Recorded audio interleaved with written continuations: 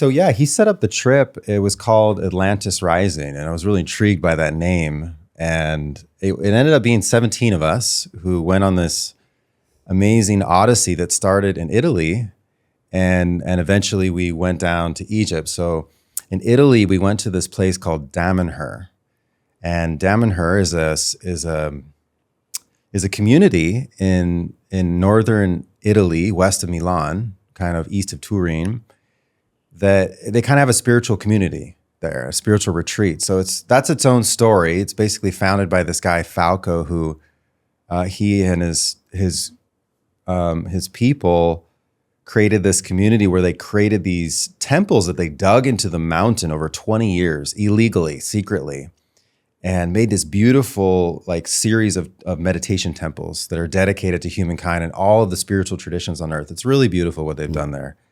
And so that's its own story, you know, that's really fascinating. Basically, they got found out at one point, and the army, the Italian army commander came ready to destroy this because this was all illegal, right? It was all built illegally, like under definitely the ground. not Catholic. Yeah. It was all like, this was like not cool what was going on, you know, from the perspective of the Italian government. But as the story goes, he gets there and demands to enter, and Falco says, okay, it's time to reveal what we have to the world. And the Italian commander goes in and is so astounded by the beauty of this and in awe of what they created that he said, no, we're keeping this. This stays, and they can have it. And so that's the story. And so then this community opened up to the public, and you can go there now and study, and they have meditation classes, and they have dream school classes and different like sort of esoteric study courses that they offer.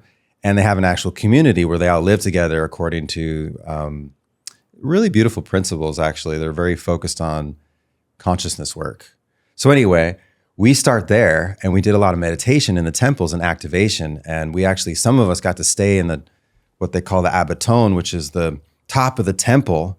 They have rooms there where you can sleep. So each night we're sleeping literally in this temple with all this amazing energy, right? And we did a lot of meditation there and study of Atlantis. So another interesting thing about the Damanhurians is they're Atlantis experts. They have this huge repository of Atlantean knowledge. And so we were there, we did all this activation and meditation and study and sort of preparation for our trip to Egypt, which is linked to Atlantis in a big way.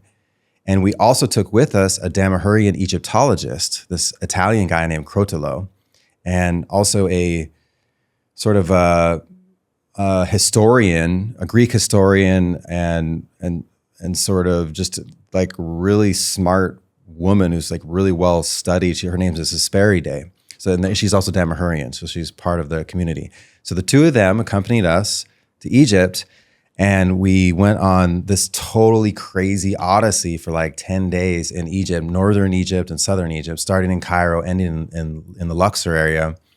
But the whole time we had this really unique experience. First of all, the travel group we used in Egypt was called Soul of Egypt. And they were just like so amazing. It was all about like spiritual tours of Egypt. It was really deep.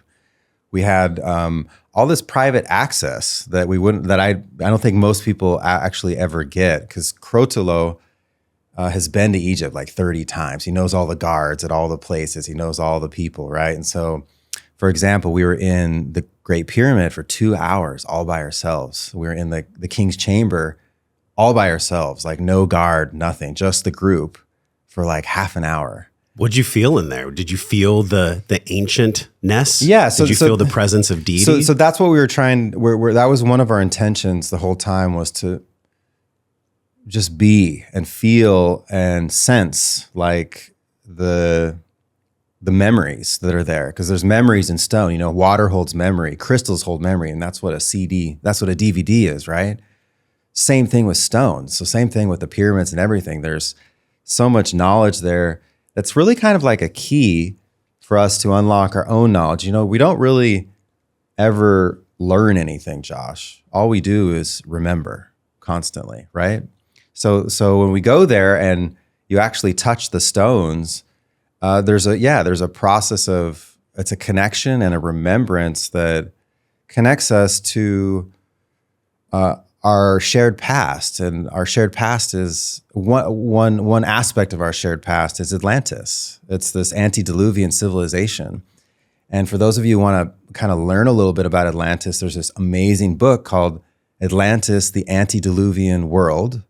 It was written by this senator named Mr. Donnelly, American senator in the late 1800s. Fascinating read about this civilization, dude, that's antediluvian, that it's before the flood. It was on a continent called Atlantis in the Atlantic Ocean.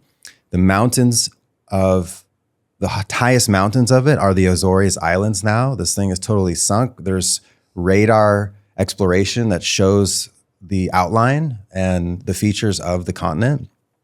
It kind of went all the way up to Spain, and then over and down and almost pretty close to kind of like where the Amazon dumps into the Atlantic in South America. And this is a civilization that everything that we have nowadays, all of our mythology, religion, all of our major technology, our etymology, all of our language, our cultures, our habits, our races, our racial diversity that we have.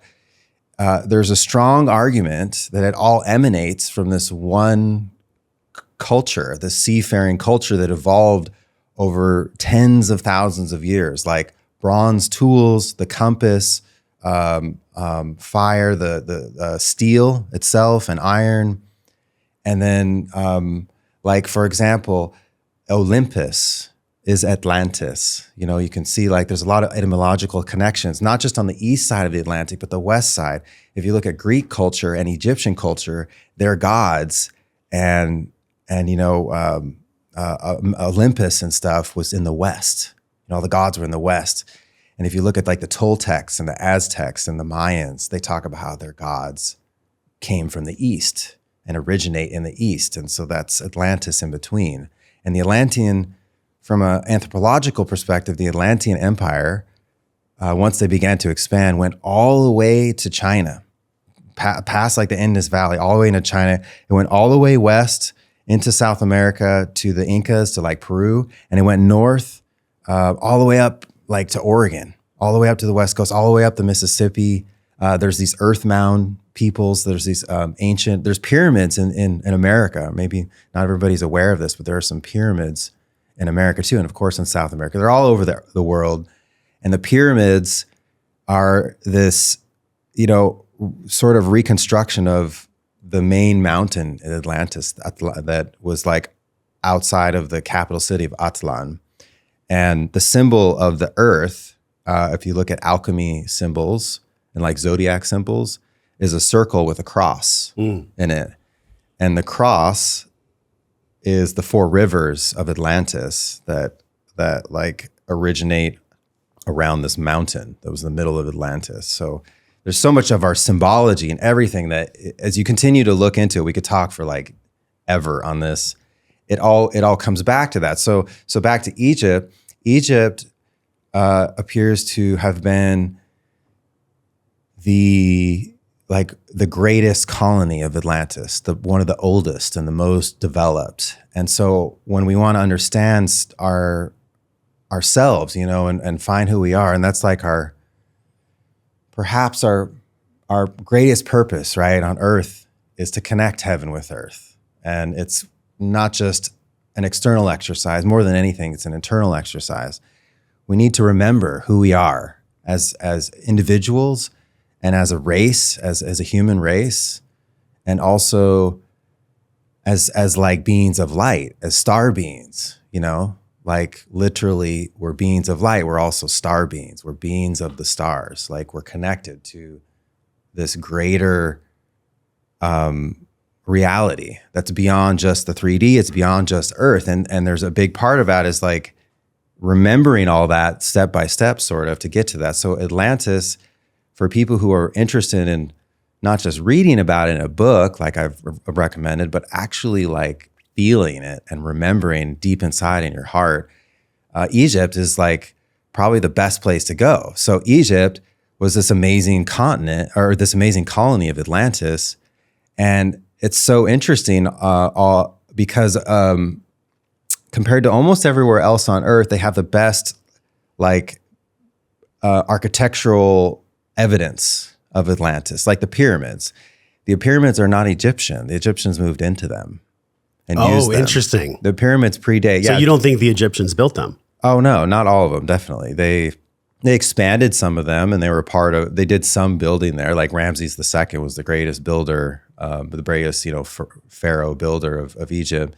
He built so many statues everywhere, but all of the major stuff, like the Great Pyramids, the Sphinx, and some of the great huge works were already there. Like just from a geological perspective, there's vertical erosion evidence on the Sphinx and around the Sphinx that's like 20,000 years old or more.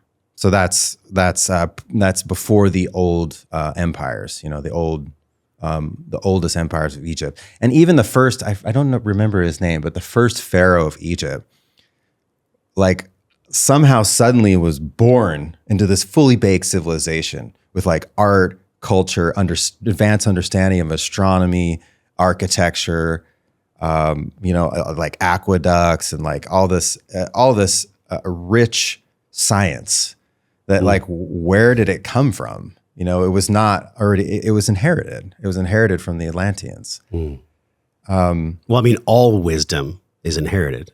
Like you said earlier, we don't actually learn anything new. We just remember. Because when I hear you speak, I see pictures, and that's how I understand. I'm actually in the triangles, in the structures, feeling the rocks, feeling the energy in there with you. And I haven't been there, but I'm getting the remembrance from you. Yeah. And that's the craziest part. We remember by not just being there, but by story. Mm-hmm. So when you're telling this story, somebody's like, I'm going to go to Egypt, right? But you don't actually have to go there. There's ways to get this knowledge, this expanded consciousness besides going there. Yeah. I mean, everything comes down to light, sound, and symbols. And, we use human language to translate some of this, but when you're hearing the words I say, it's going into your mind, and then there's these images and these visuals and these thoughts that are provoked, and then it's like, from a cellular perspective, there's activation that's going on. We have all this DNA in our body, and none of it's junk. It's called junk because a modern science thinks it's not used, but what it is a massive data repository. It's a massive blueprint that is waiting to be activated. So anyway, Egypt. So it's so fascinating, dude. So the Great Pyramid, for example, those of you who have seen the Great Pyramid and the Khafra and the Khufu pyramid, so the second biggest pyramid right next to the biggest one, they have these, they were all originally covered with a limestone cap, a casing that made it all smooth on top of the big limestone blocks that are like the foundation pieces. And most of that's all eroded off, but at the top there's this little bit left of the casing, of the limestone casing.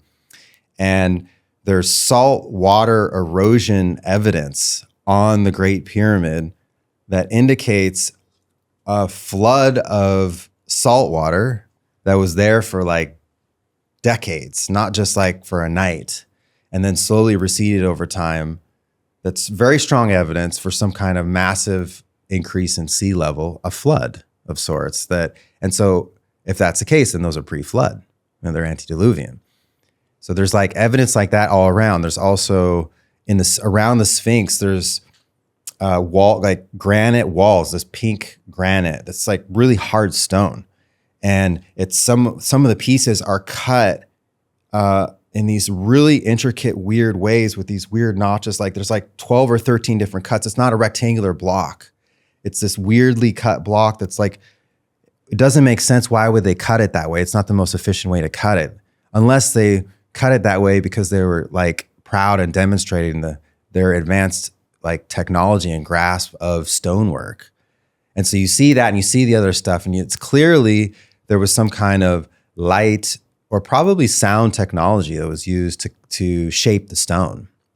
And we're modern physics and science is just getting into some of that, where you can use sound to levitate stone. You can use sound frequencies and other electromagnetic frequencies to sort of begin to manipulate the density and the nature of stone itself. So there's like something there that they had that we still don't understand. You know, nobody understands how it was built. Don't go anywhere. Click the link on this screen. If you love that clip that you just watched, you're gonna absolutely love this full-length video. You just have to tap the little icon on the screen. While you're at it, subscribe.